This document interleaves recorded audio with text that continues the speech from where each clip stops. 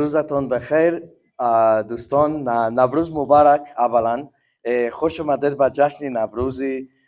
خیلی شادم من که در این جشن ختم کنندگان برنامه‌های گوناگون امریکایی اوید به تبادل در یک جای جمع آمدند.